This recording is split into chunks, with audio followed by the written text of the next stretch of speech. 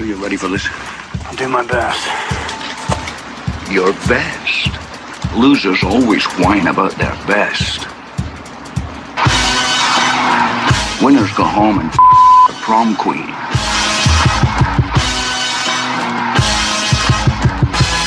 Welcome to the best soccer show. The best soccer show in the whole world.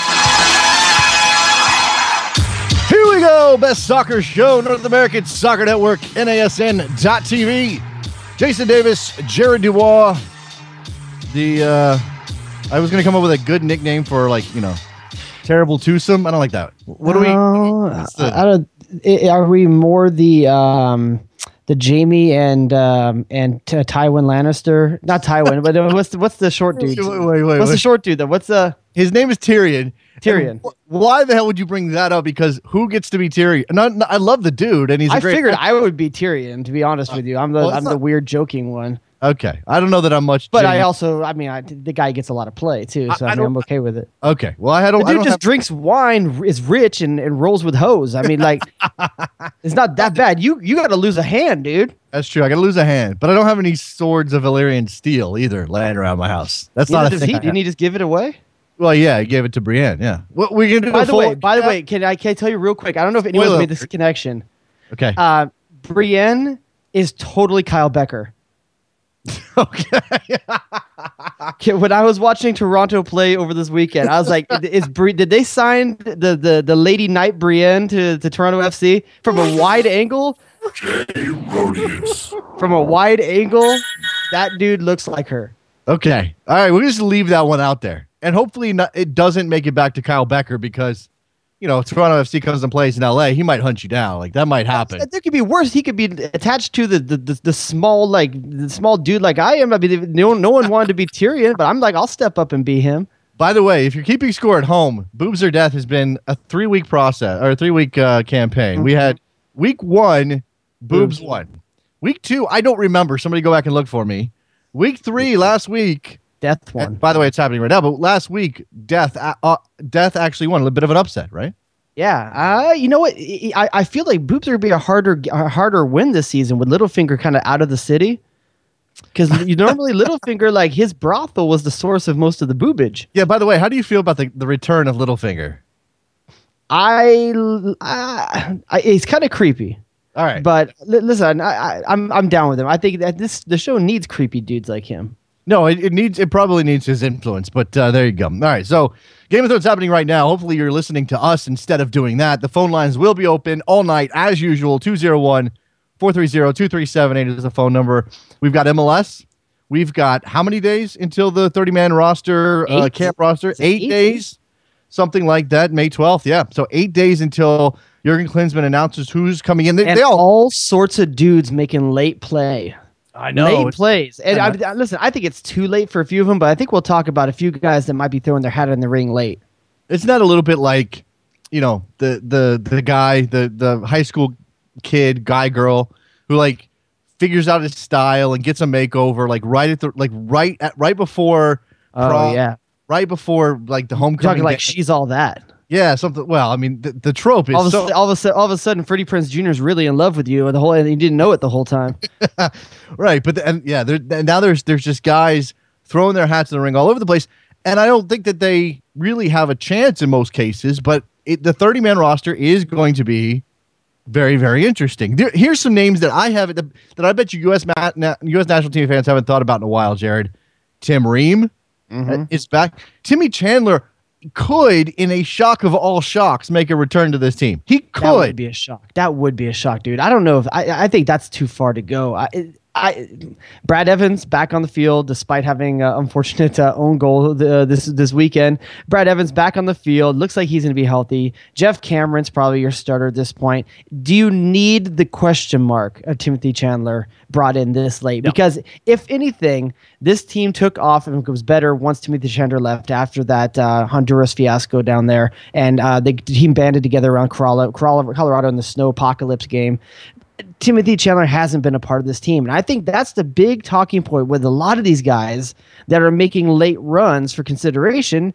It's the fact they haven't been involved in the system. I think that's going to weigh heavier than anything they can do at their club game. It's interesting because of the Julian Green dynamic, and he's young and he's talented, and everybody's excited about him, but he hasn't proven anything yet. Because of the Green dynamic, we're getting all of this talk about 98, right? Next, Lexi Lawless is out there talking about how the dynamic of the team, the relationships of the team were all thrown off when they brought in David. Why am I blanking on his name? The French guy. Reggie. When they brought in Reggie, it's not that he wasn't a good player. It's like it's just that it threw everything off. Now the difference maybe is that Reggie was brought in and started, and right away that was Steve Sampson started him, and that caused a bit of a ripple because you had a guy on that team who was respected, who he bumped out. This could be different if you brought in a Chandler who might not start. He could. He's starter caliber when he's playing well. Okay, wait. If you're bringing Tim Ream in, what position you bring him in for? Tim Ream he's another one of those jack of all trades kind of guys. For everyone from center. How many do you need? Back. I'm not saying you need him. I don't think you need him. If you're bringing Cameron, you don't need Ream. That would be my opinion. Yeah, if you're bringing both, you're not taking Diskerud, and I would rather have Diskerud. That's just true. I don't think you can make a case to have both Cameron, Diskerud, and Ream in the same 23-man roster. It's right. Nice to have those guys that can do a little bit of everything, but I'd also like a specialist at a couple positions. Okay. And I think Mitch Diskerud specializes in something. Okay, I see what you're saying. Yeah, there aren't a lot of players like that. You know, the players we're talking about, the ones that have made a late push, a couple of them are like that, where they're versatile guys. Then you have Terrence Boyd. We've talked about Terrence Boyd. Is Terrence Boyd... He, out of everyone that we'll probably talk about in this segment, is the most legit guy that is going to possibly make the 23-man roster because he's been involved for 2 years. Klinsman's is invested in Terrence Boyd heavily. Yeah, I don't know how much this matters because it probably doesn't really.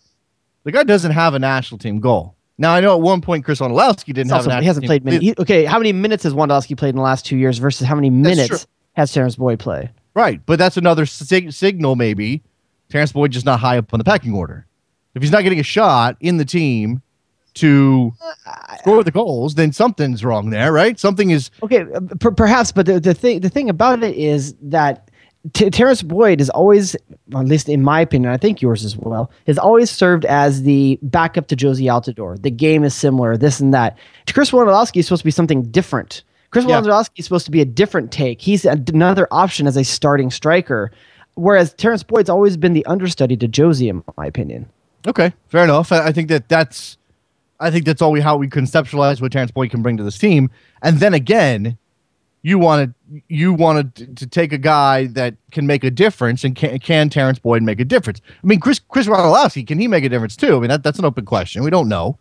I'm just saying that if you have Josie Altidore, and then we get into whether or not Josie Altidore deserves to be dropped. I got a couple of people asking that on Twitter tonight. People are crazy. They're crazy. Is Josie but not performing? Obviously. Is he having a tough time? Yes. But you don't change everything about your team the night before you start a tournament. Okay. No, I agree with you, but he just showed a 4-4-2 against Mexico, right? With the diamond midfield. So Josie can't play in a 4-4-2? Is that what we're saying? He can. He might actually be more effective, but it does give you more options because you don't need the strong center forward type. And let's be honest about this. While Josie's back to goal game has improved, or did in Holland for a while, this last season at Sunderland has been such a waste that you wonder, is he really going to bring that to the table when he plays the national team?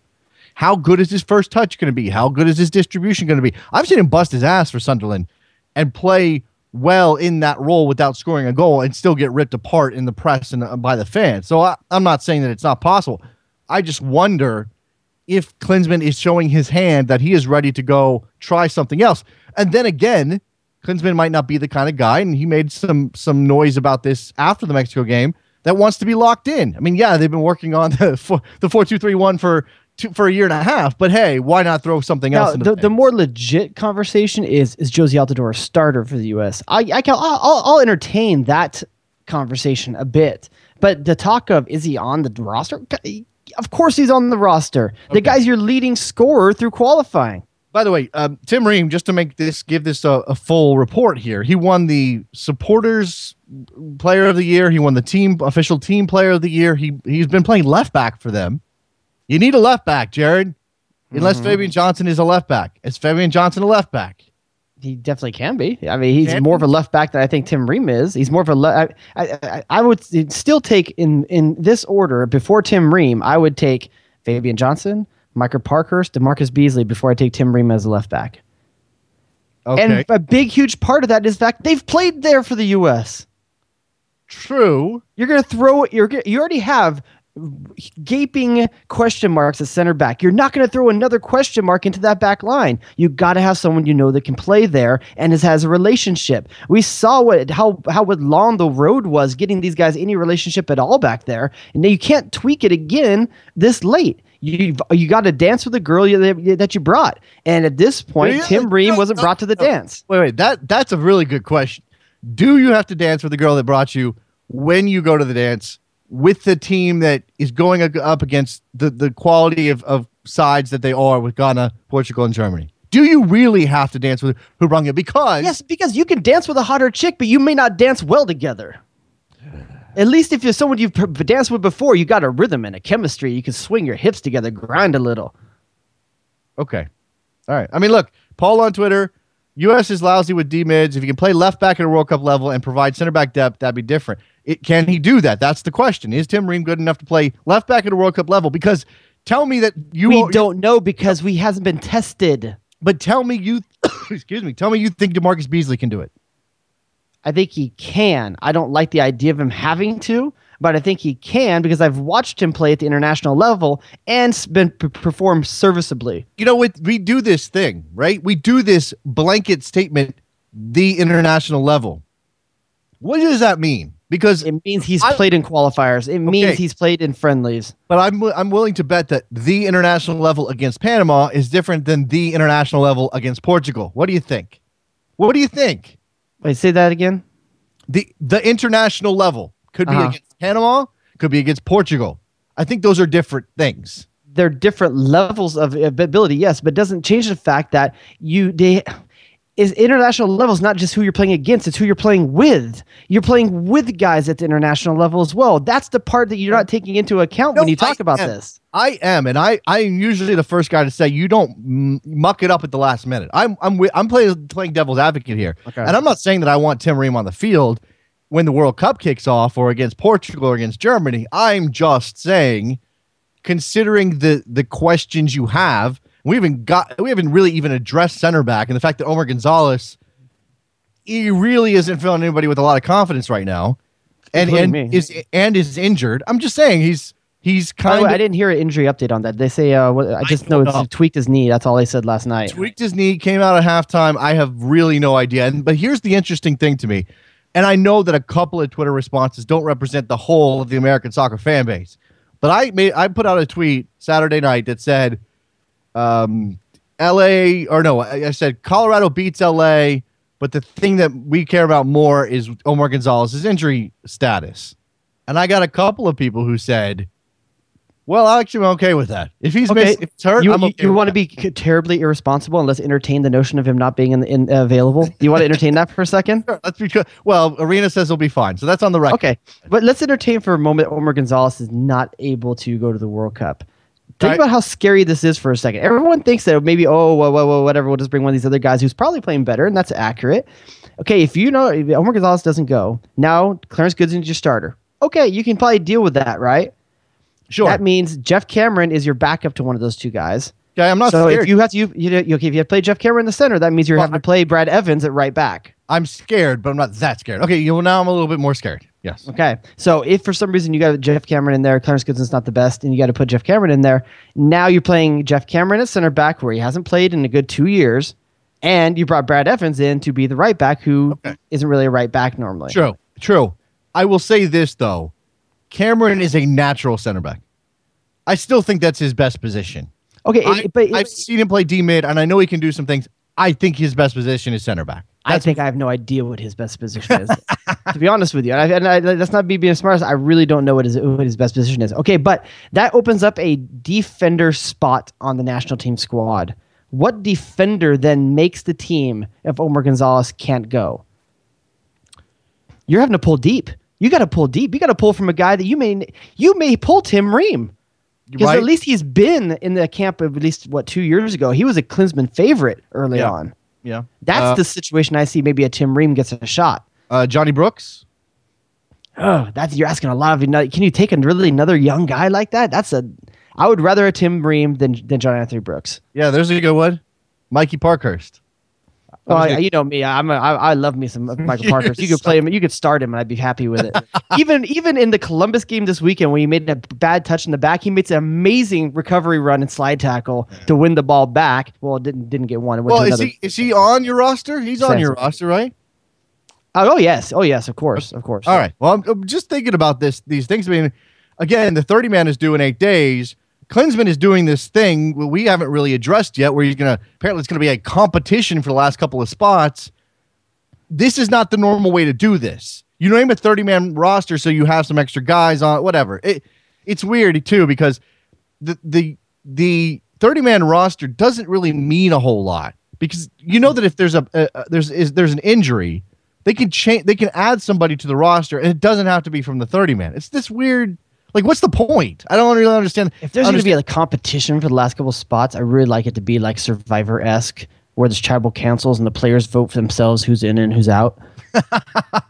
No, you don't. You don't want that. Or I want it to be kind of American Gladiators-esque. I don't know. I want them to go through a series of drills that we all watch online. Okay. All right. Yeah. That's what we need to see. Apparently there is going to be something sort of like a Hard Knock. I mean, the series that they're doing for ESPN, it's going to be something like a Hard Knocks for the camp. Which I love that. I love the Hard Knocks series. I think that's a wonderful series that HBO does. Yeah.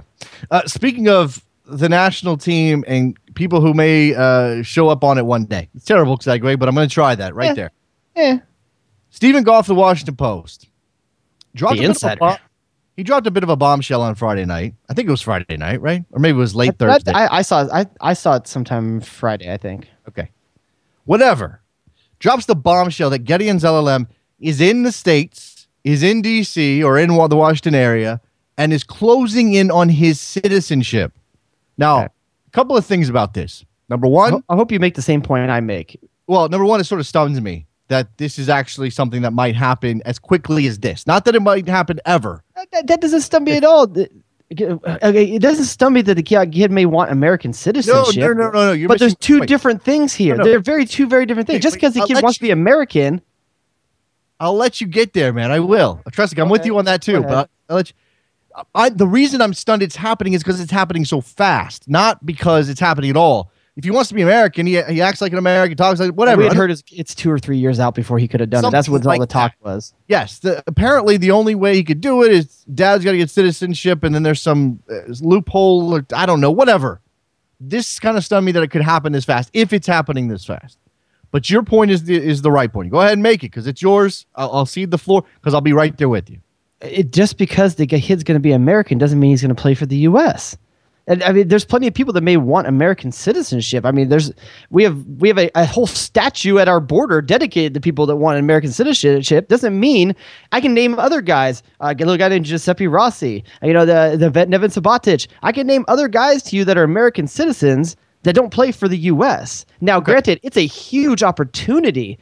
One that's kind of coming a lot faster and more furious. But be careful to all the people out there that want to put those two things together. Okay. My point is kind of going to piggyback off of that. Number one, doesn't necessarily mean he chooses the United States. He could still choose Germany, because I think it would be because between the U.S. and Germany. I'm sorry for the Ethiopians who would love to see him play for them. Yeah, I still think it's between. The other thing is, and I haven't seen this. I haven't really seen this kind of craziness, and maybe it's because we're within the World Cup bubble and we're more concerned about what's happening right now. But he hasn't. I mean, he's done a couple of things for Arsenal, but that's it. I mean, let's not jump ahead. Oh, okay, hold on though. You're talking about a U.S. national team that just found a place for a young guy in Bayern Munich's youth team playing in the 4th division. I know. Gideon Zelalem has done more. Yes. Than Julian Green has. Did they waste a roster spot? If there was a roster spot to be given to get a guy to choose a national team, wouldn't you rather have Gideon? I think maybe. I mean, based on what I've seen, but I've seen more of Gideon than I've seen of Julian Green. I mean, that's not really a fair. The guy actually has played for Arsenal. He's sounds closer to being in the first team than Julian Green does at Bayern Munich. But that's probably true. And Arsenal has a track record of promoting from within its system, whereas Bayern Munich goes and buys any player that they want. No, I agree with all of those points. I don't know that he's that far ahead of Green, and he's 2 years younger than Green. So there's that too. He's even sexier. That's so, man. That is just. Damn, dog.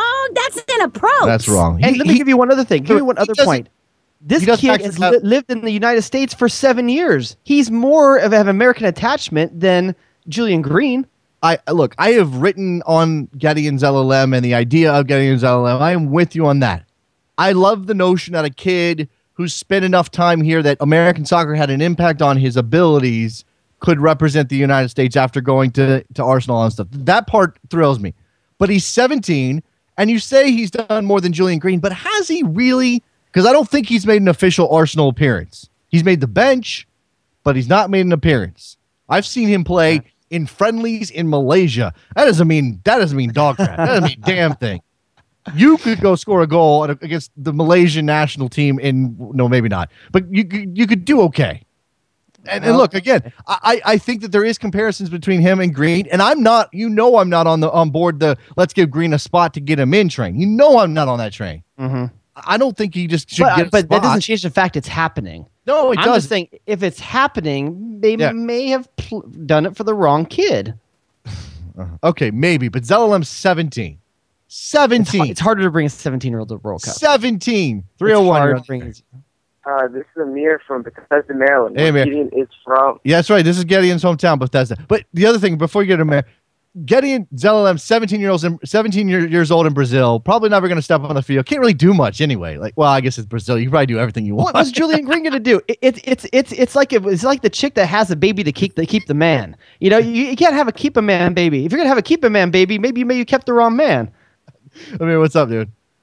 I was just saying, the thing about whether to choose Germany or the States, he went to my high school and he was just pure American, and he was kind of like secondary Germany, right. I mean, but Amir, but you know what I mean, he was pretty American. He was on the school team, so Right, he did. Yeah, he played high school soccer. I mean, that to me What's makes more American than that, baby. There's nothing more American than playing high school soccer. Well, I'm just saying, real talking and stuff. He's pretty American. I mean, yeah, but you know as well as anybody does, and whatever he thinks now may not be exactly what he thought. I don't know, but what I'm saying is, players make decisions on their national team futures not just based on whether they feel more American or more German or more whatever.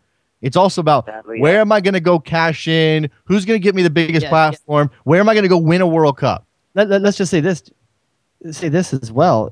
The guy may have just watched all the media pub that Julian Green got by doing this. There's a very okay, but the same reason why Julian Green may choose the U.S. Yeah. Would you rather be a big fish in the small pond or the medium-sized fish in a big pond? All I know is it looks like we're reforming New Edition with the U.S. national team if Gideon gets in too. I mean, this is just.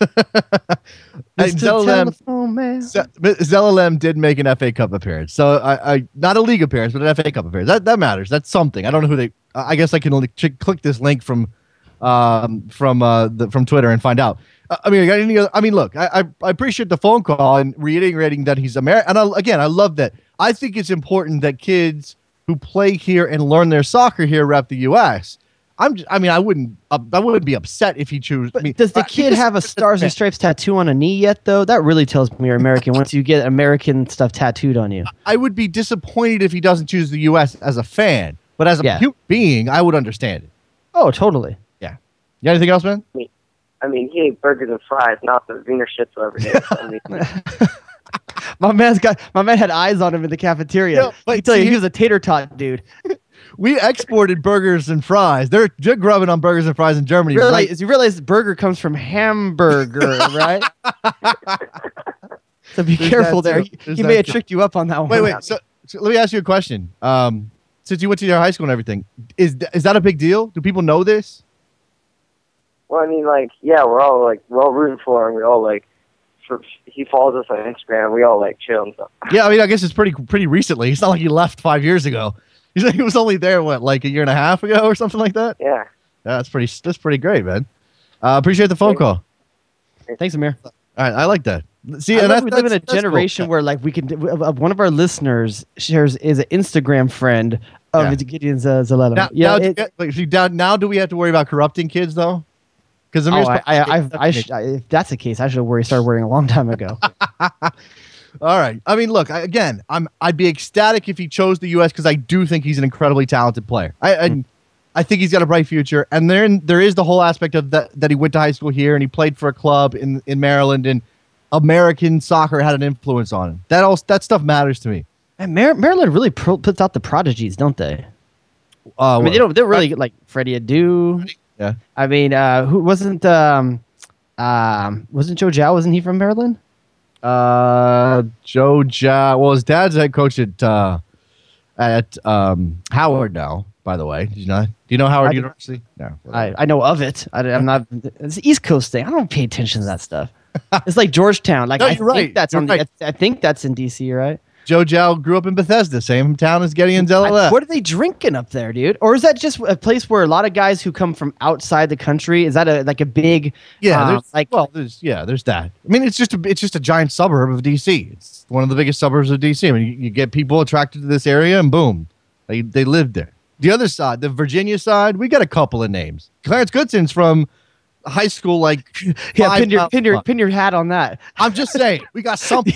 You got a guy playing for Arsenal's youth team, and then you're claiming Clarence Goodson. Hey, Clarence Goodson was on House Hunters International. Don't even. Yeah, and if you look back to his Dallas Burn days, the dude looked like Napoleon Dynamite. He had a little white afro.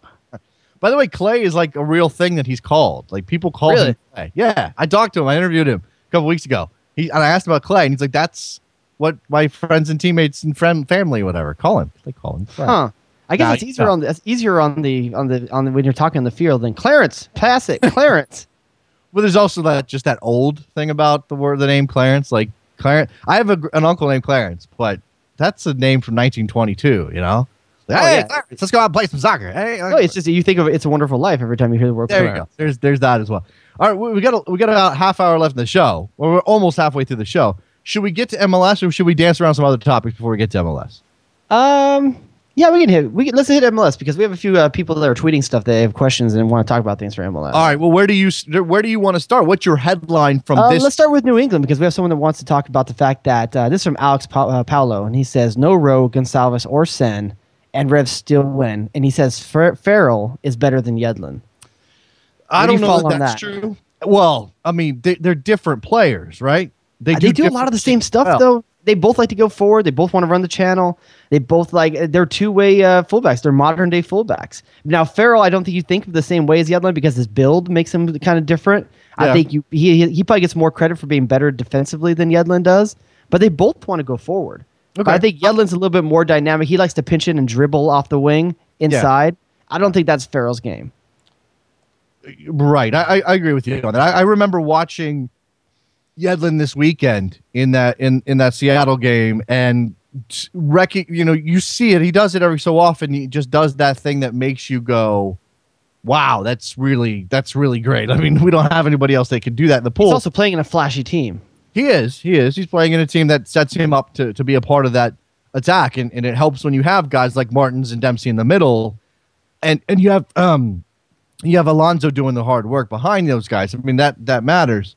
I don't know that Andrew Farrell's better, but I'm excited. I mean, I think Andrew Farrell's a very good player. It's an extremely good problem to have. There are people who are giving Andrew Farrell early Defensive Player of the Year talk. And you can't really, that's not out of bounds. I think that's probably a fair shout right now. And one of the things most impressive about, to go back to the tweet from Alex, one of the things most impressive about New England this weekend, it's against full-strength Toronto at home. I mean, you had Bradley out there. You had Defoe out there. They had all their pieces. And I said it, I think I remember it was on the show, if I tweeted it first week of the season, when you saw the second week season, when Toronto had their first game. And a lot of the season was going to rely on how good was Daniel Hendry going to be. You know, and he had a good couple of games early, but you knew who's going to run that center back, who's going to be that to run that back four. He had a terrible game this weekend. He is getting a baptism by fire. It was him that gave up the penalty at RSL against Eberio, correct? On the edge of the box, that was Daniil Henry. I'm trying to remember. I don't. And this time, the absolute atrocious, unforgivable, ridiculous giveaway that leads to the goal from Mullins, and let's give Mullins full credit for that thing. That was a great hit, beautiful hit. I mean, I think that's everything that they were hoping they were going to get from this kid. Now, granted, it's set up right to him on his good favored foot, but it's kind of cool. It's a relief to see a New England striker score. First of all, and second of all, Lee Wynn is bossing this league right now, and no one's really talking about the fact that this guy's bossing these people around right now. It's probably been because his team's been so poor early on, but they're starting to round into shape right now. And the move inside, I wasn't a fan of it. I liked Lee Wynn on the wide side, but moving him inside is starting to pay dividends finally right now. Yeah, but it begs the question then: what happens when Kellen Rowe comes in? Are you sitting Kobayashi and you're playing him next to him? What are you doing? Maybe. I don't know. I'm getting like antsy to see Kellen Rowe back on the field and to see New England do their thing the way that we think they're capable of. Because it's still, I know they beat Toronto in Toronto, but I'm just not I'm still not like, the Revs are going to go make a run now. They're going to do something big this season. I'm still not there yet. I thought they might, but they need a striker, and Trevor will always bang this drum because whenever we talk about the Revs, this is the thing. And I'll admit I didn't watch all of that game or much of that game. Bunbury had a great turn that he blew over the bar by 30 yards. Well, they're playing him differently. They're playing him in that wide role, kind of like we saw Eddie Johnson play for the U.S. national team. Yeah, he's playing him as a wide striker between striker and midfielder. It's a weird thing to kind of play him there. It's different than Kansas City ever used him in, but very similar to how Kansas City played Kai Kamara in.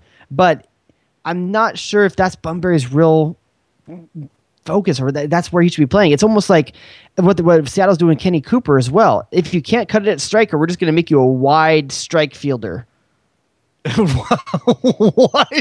And there's teams that are doing this. They're playing one up front. A wide strike fielder. Now look, I don't know what do you call it. Well, look, a striker who drifts, who plays into the space wide. That's nothing new. In this league, Omar Cummings was doing it for Colorado 5 years ago. I know, but it seems to be consistent. If you're not supplying goals as a striker, we're going to find this other position for you. It's not like guys are just like, that's the way the team wants to play, and it's been their goal from the beginning of the season. It's like they're having to resort to. New England's having to resort to this. I see what you're saying. And yeah, I mean, the thing that you notice about Bunbury is even when he puts himself in good positions, finishing is an issue. Yeah, finishing is a problem, and that's been something that's trailed him. That's part of the reason he was traded in the first place, and now he's just not quite there. And they do need some help, and maybe they go out in the summer and sign somebody. Maybe New England splashes the gas. From a U.S. men's national team standpoint, though, fantastic relief to see Michael Bradley back on the field after the talk of surgery just a week ago. What kind of surgery can you have that you're back on the field the next week, though? I don't know. It was a nerve thing, but it was apparently planned since preseason. Deep tissue massage? Look, I'm not a doctor. All I know is that the reports I read said it was no big deal and he would be back soon. And people were still kind of like, oh my God, surgery. If he misses he's out for the summer, we're screwed. Well, that's not what happened, and it was never going to happen. And that was a terrible voice. What was I doing? Who talks like that? I don't know.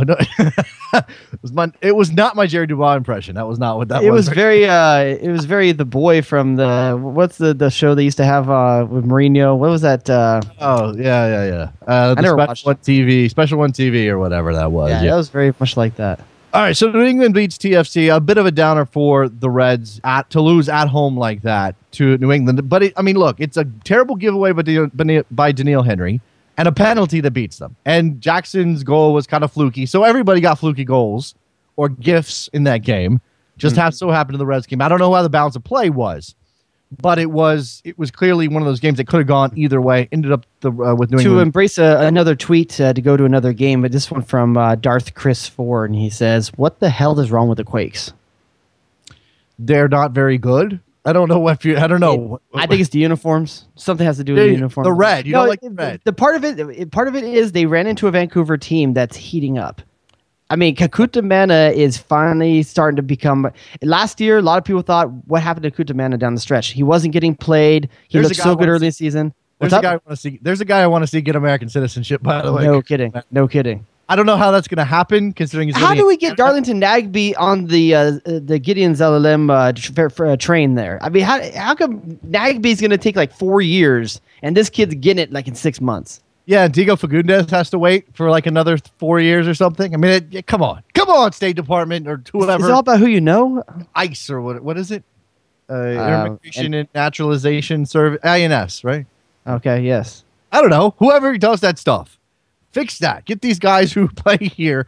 Although, again, Mane plays in Canada. I'm just very excited. I mean, don't get me wrong. Kakuta Mane gets a little bit lucky. The ball comes right back off the poach to him. But the way he opens his hips and finds the far post on a very quick rebound reaction, the kids, everything's falling right for the kid right now. Everything's falling right for Vancouver right now, too. He's just dynamic. Mane's just explosive. And Darren Maddox, and I had a conversation with Pete Shad, who does their radio, like last week or the week before.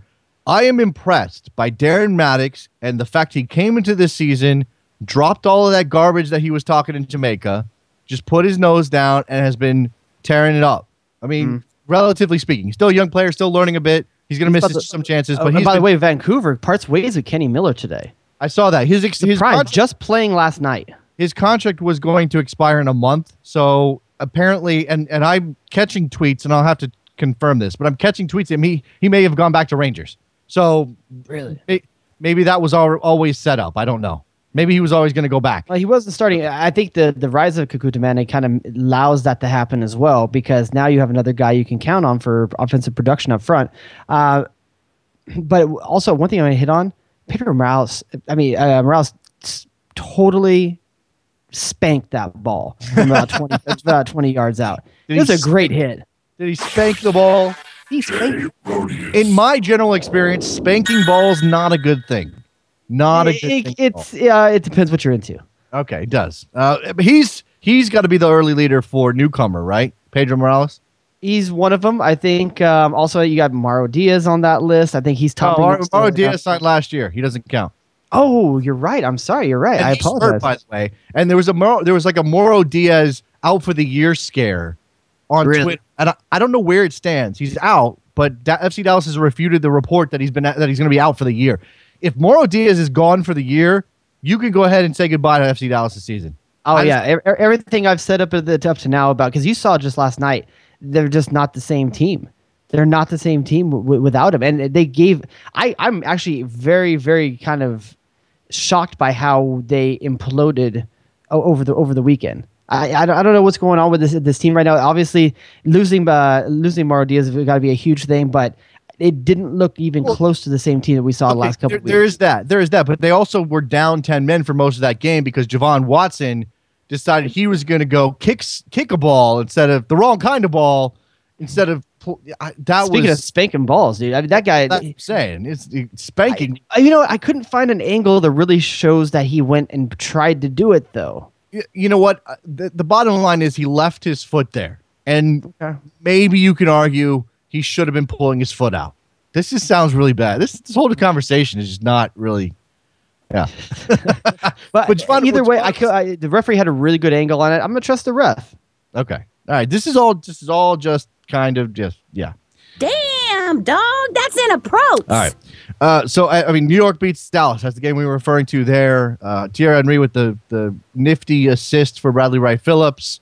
Who can do no wrong right now. 5 goals last 4 games, something like that. Are you buying the Armando Olave center back pairing?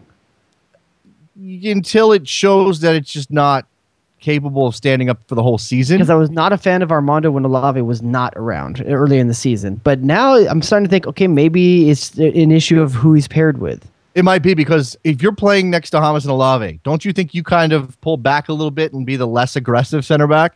Yeah, the coverage guy. If Armando's in there not by himself, but he's in there with a different partner, then he feels like he's got to go be that guy to be the very aggressive. Similar to Beasler and Colin. I mean, Beasler's going to be the more reserved guy because Colin's going to go out there and try to win every tackle. Yeah, speaking of Sporting Kansas City, without Aurelian Colin, they beat Columbus 2-0 at home, top of the table in the Eastern Conference now. That Columbus being there, a touch of a surprise. I still think they have the horses to make the playoffs. To lose 2-0 at Kansas City, not really that big of it's not like we should be taking anything away from the Crew in their start, but that showed you how good Sporting Kansas City can be, right? Yeah, I think so. I think Columbus Crew they're still feeling things out a little bit themselves too. I think they're definitely. I don't think they're brittle. I don't think they're made of glass or anything like that. I think they're a team that's still going to be there at the end of the season. Maybe not the top, but I think they're definitely going to be in the conversation, in the playoffs, in the hunt. But it's got a lot of new pieces to it, and there's going to be games where they're still going to figure it out, and they're going to look like a team that's been not playing that much together, But I think they're good enough to be there down the stretch. It was interesting because, and I'm assuming all this was translated, so maybe I have to take it with a grain of salt. But leading up to the weekend, quotes from Federico Higuain talking about the way that they're playing and enjoying the way that they're playing, the style that Greg Berhalter has brought to that team, and saying something to the effect of, and I'm paraphrasing, if I have this wrong, call me out on it on Twitter or whatever, that the style is more important than the results. Oh, that's not a very American thing to hear. No, it's not. It's terribly. I kind of dig it, though. Okay, but see, here's the thing. This has been a discussion for the last couple of weeks. Sort of the world soccer conversation has been dancing around Jose Mourinho's tactics, Atletico Madrid's tactics, Bayern Munich, Real Madrid, all these teams doing parking of many buses and the style that they're playing. And look, the bottom line is your job is to win the game. So I think Greg Berhalter goes about this as this is the best way for us to win a game. If Federico Higuain wants to think that style matters more than results, that's his prerogative, but I don't agree with it whatsoever. That's an interesting one. Because oh man, if the Miami Heat weren't winning championships, they'd still be selling a lot of jerseys though. Because the way they play stylistically would be popular. Maybe. Oh, man. Well, no, Arsenal hasn't won a trophy in how long? And they still have plenty of people that love the way they play. The better example of that is like the Showtime Lakers. If they weren't winning trophies during the Showtime Laker era, would they have been? Yes. Would that have been okay? Yeah. I don't know. Let's see. Hold on 1 second. I'm trying to find the actual quote here because I want to. Okay, for us, it's really important for everyone to understand that it's about how we play more than the results. It's about showing the right type of football because the system that's put out there is very difficult to actually play. It takes time, blah, blah, blah. I mean, again, it's probably translated. Greg Berhalter, tactician. Yes, which I think is a little bit surprising. Byron's on the line. What's up, Byron? Hey, what's up, guys? Not much. I just wanted to touch on a couple of things. First All right. of all, for the newcomer of the year, how about, I'm not saying he's a front runner, but how about Stefan Ishizaki? Ishizaki? Not last night, but up to then, yes. Okay. Go on. I think he definitely could be. All right, go on. Go ahead, Byron. And the second thing, with Kenny Miller being out, I think he did a pretty good job as a DP. I mean, I'm not calling it a failure or anything big either. But with that being said, what are your guys' worst DPs all time? Worst DPs of all time. Danielson is on that list. I would put Carlos Vela. And Nery Castillo. Nery Castillo's on that list. Sorry, I meant Nery Castillo, not Vela. I apologize. Nery Castillo is who I was thinking of. Another Scotsman, Chris Boyd, is on that list. Yeah, pretty bad. Jeez. Landine was on that list, but Landine was, I think... He didn't do that bad, actually. What? He was terrible. Yeah, he scored some for them. Luis Angel and you're talking about the worst ones. I don't think he's the worst one. I think he's on the list. I'm trying to think. I think Nery Castillo. Wendy Rosario for DC. That's cold. That's cold, man. Is it inaccurate? He wasn't ever technically a DP. I don't think. In DC. Pre-DP, Milotar Mateus still in terms of big contract guys, but I don't know. I think MLS has gotten it right more than wrong. Claudio Reyna. Yeah. Claudio Reyna's pretty rough. I don't know. Are they betting 500? Is MLS betting 500 with DPs? I don't think it really. I was gonna say it doesn't matter. I mean, it does matter. Clearly, you want to spend on the right players. If they're batting 500, I think that's a pretty good return, right? Yeah. Was Juninho a DP for New York? I think he was. Maybe he wasn't. No, he wasn't. He was not a DP. I was going to throw him in the mix too, but he was not. And I actually think, well, whatever. Juninho in New York was a bad fit that maybe wasn't all Juninho's fault. Okay. Maybe. I think it was more on him than you're giving him credit for. Okay. But Byron, anything else, man? Because I got another old Brazilian I want to talk about. Tim Ream for Brazil. That's all. Tim Ream for Brazil. Okay. Yeah. based on all the Bolton games you've watched, I don't know why my brain went somewhere. I said Brazilian. I actually meant Spanish. But anyway, Tim Ream for Brazil. Thanks for the call, Byron. I appreciate it, man. Yeah. I was going to talk about Raul. I don't know why I said Brazilian. He's not. Raul, rumored to be going to the New York Cosmos. I'm surprised to hear that he's still going to play. He's in the Middle East right now. I know that's usually the last stop. Usually they come to MLS, then they go to the Middle East. Not usually the other way around. He's not coming to MLS. He's coming to. Okay, not MLS. I apologize. The U.S. I think it's interesting. I don't know that he's worth it at this point. I mean, look, he was amazing Playing for Al Sadd. I mean, he was still good even during his last couple of years at Schalke. I mean, he had life left to give. Yes, he did. And when he went to Al Sadd, it was kind of like, oh, he's going to Al Sadd. I don't know. I mean, I guess it would be fine, but and I'm not really trying to slight the Cosmos. And Holy crap! I was thinking, wow, he's so old. He's born the same year as me, dude. That is awesome. That sucks. That is fantastic. Yeah. Man, that sucks. I was thinking that dude's pushing 40. Man, I'm that guy. No, he's My career's over, Jason. Your career's over? Yeah. I think your career was over a while ago. I don't think we have anything to worry about on that front. Anyway, throwing that in there with that rumor just to get it out there. The other MLS results of note from the weekend: Portland gets their first win of the season over DC United. It took an added time goal from Urruti to get it done. Any takeaways for you? I mean, look, I think this could set them off. They could go on a roll, or it could just mean nothing, and they still have to figure some stuff out, because I think they do have to. I'm putting my money on going on a roll. But they do have LA coming up next. That's going to be a tough chance for it's a home against LA. I think that's tougher for LA than for Portland at this point. I think it's LA's got to go into, first of all, Portland, play in that front of that crowd, and on a team that has something positive to build off of. I'd rather be Portland going into that game than I'd rather be LA coming off a really poor loss against Colorado. But one takeaway from that game, the goal by Gaston Fernandez. What a beautiful touch! Yeah, it's just instinct. Mm-hmm. It's the type of thing where he doesn't even think about beforehand. Love that there's a guy in the league that can pull that kind of move off. And I would say Portland have 3 of them. It's just the fact that none of them can seem to pull it off consistently. You could see Valeri doing that. You could see Urruti doing that. Gaston Fernandez. I think Caleb Porter's big problem, he hasn't figured out a way to get all these guys on the field in a cohesive system that they can all play in. Well, I mean, you think about the attacking talent that they have, and then you think about what Chara and Will Johnson have to do, and maybe it's just too much, especially when they get but Seattle's doing it with one guy. Ozzy Alonso's able to free all those guys up to play however they want. But Portland also has Pamuda Ka and Footy Danso playing center. Fully accurate. I mean, there's much more for Portland to have to defend against than in midfield than Seattle. Yeah. Footy Danso good for a goal, not so good defending. Footy Danso was good for 2 goals in this game. Oh, that's right. He scored twice, did he? Oh, own goal and for one for each team. Great things that came out of the year 1977: Jared DuBois, Raul, and Star Wars. So there you go. That's what I'm talking about. And Jimmy Conrad. Jimmy Conrad as well. And today is May the 4th, which is that day everybody treats as some Star Wars holiday, which I think is the nerdiest thing in the history of mankind. I kind of dig it, but I'm nerdy, so I dig it. You dig it. Oh, I don't have any Star Wars drops for you. How is that something we don't have? How do we not have a Star Wars drop on this show? Because you don't like Star Wars. I like Star Wars. I do not geek out over Star Wars. Then you don't like Star Wars.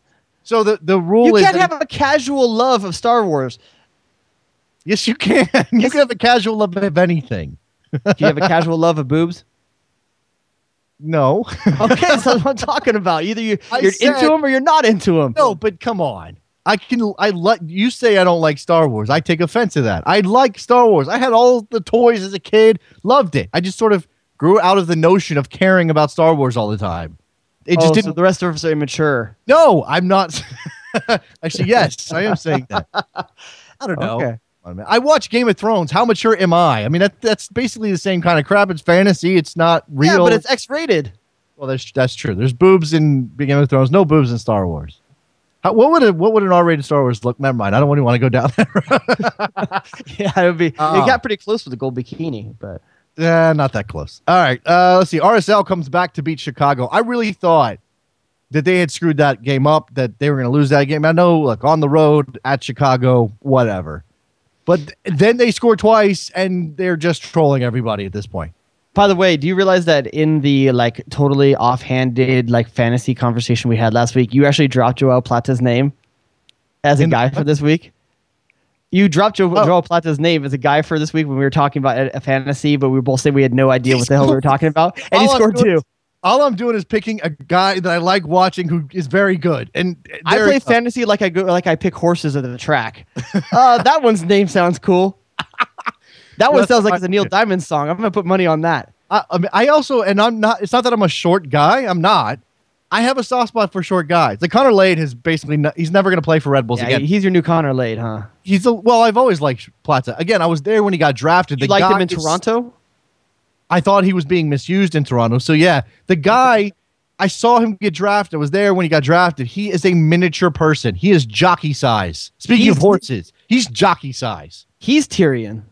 Yes, he's Tyrion.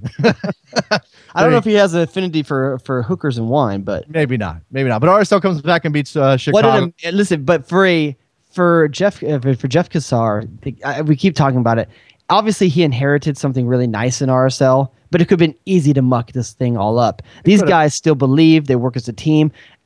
RSL is my favorite team in this league. If I was a neutral, not in I love LA Galaxy. That's my hometown. That's who I support. But if I was in a neutral city, RSL would be my team, hands down. They're so easy to root for, to love, to watch. Yeah, I don't know. They have so much stuff going for them, and they have the underdog thing that Americans love. I think it's very hard to dislike RSL if you are a neutral. If you have a team and you see little things that they do, sometimes Nag Grabavoy does this, sometimes Beckerman does that, sometimes Saverio is a little dirty, fine. That's your prerogative. But if you're a neutral, or if you are an Eastern Conference guy and it doesn't really bother you, it's really hard to dislike RSL. Yeah, and they just went into Chicago's house and owned them the last 20 minutes of that game. That team. Really, does Chicago's house matter? Really? Does it matter? I don't know. It's Chicago. So, I mean, sorry. It's a very Chicago thing that happened to have a 2-goal league at home and let it slip away in the last 20 minutes. It's a very Chicago thing to happen. All right, so Chicago, or RSL beating Chicago with that comeback. Seattle beating Philly. I'm not sure we really talked about that game. You did mention Brad Evans earlier.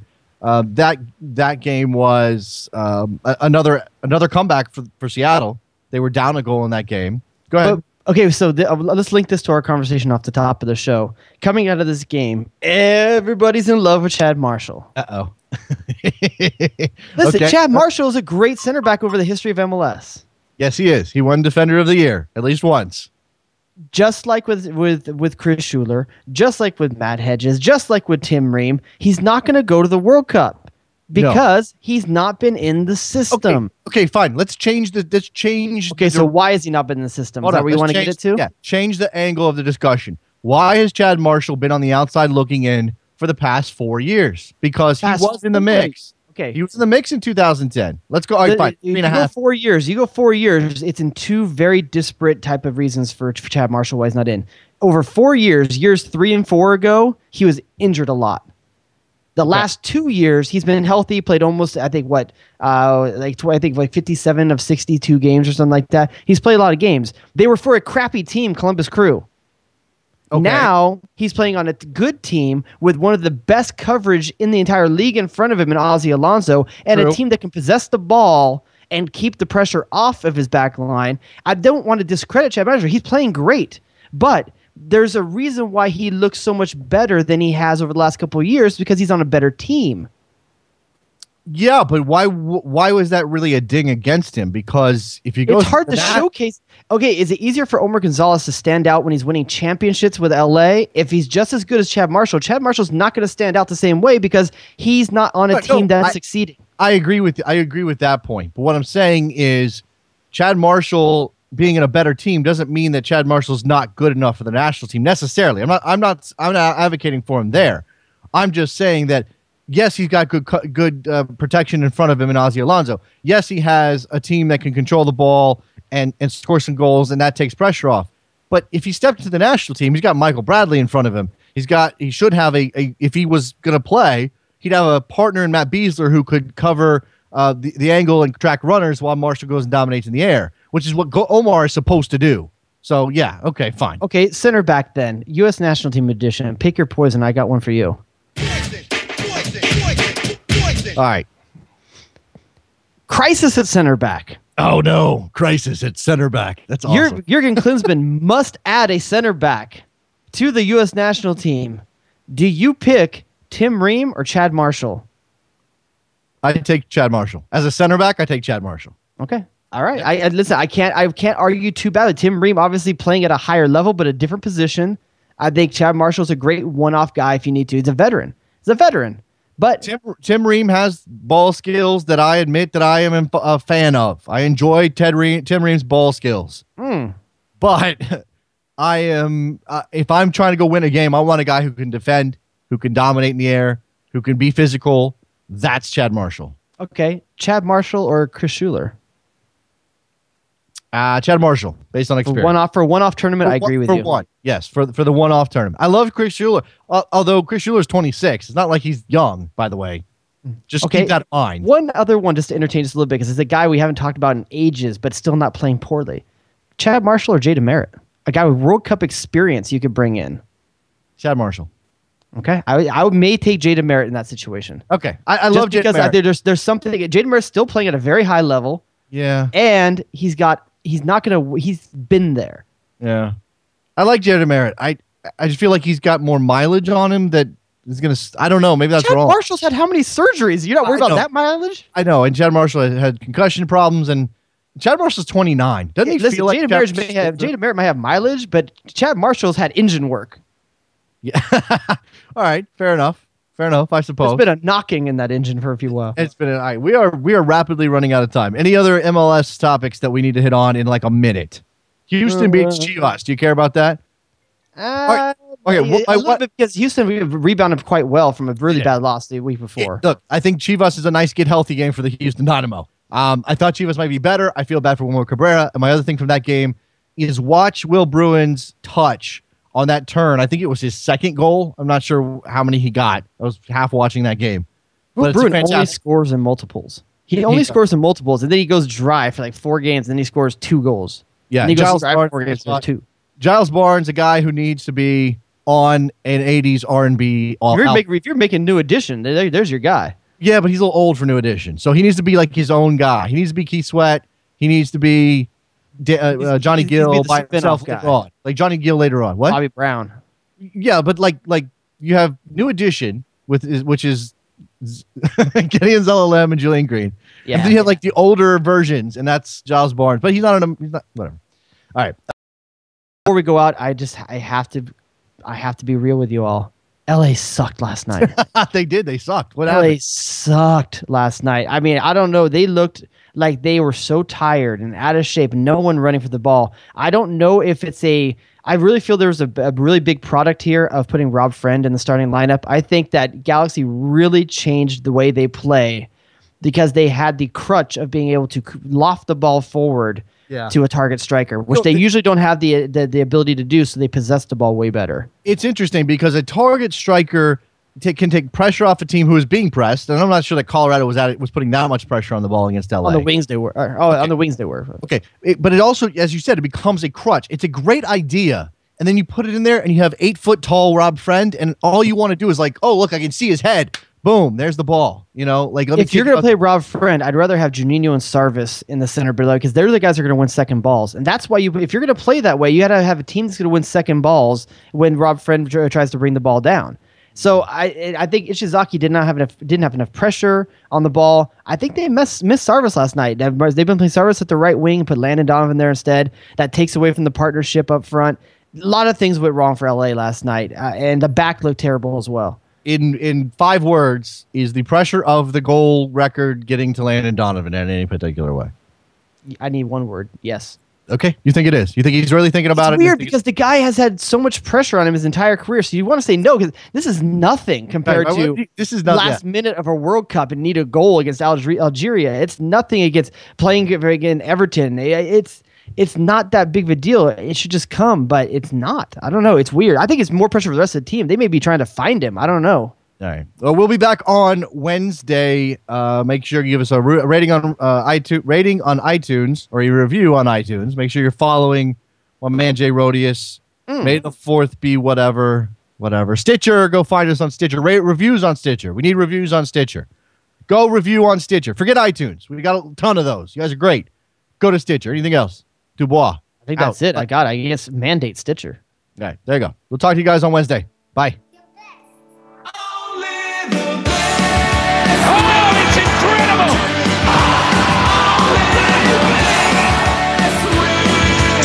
And/or hello.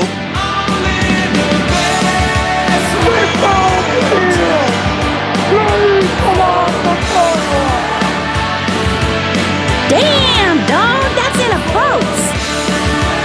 I'm epic win. Eddie, what have you done for me lately? America. Goonies never say die.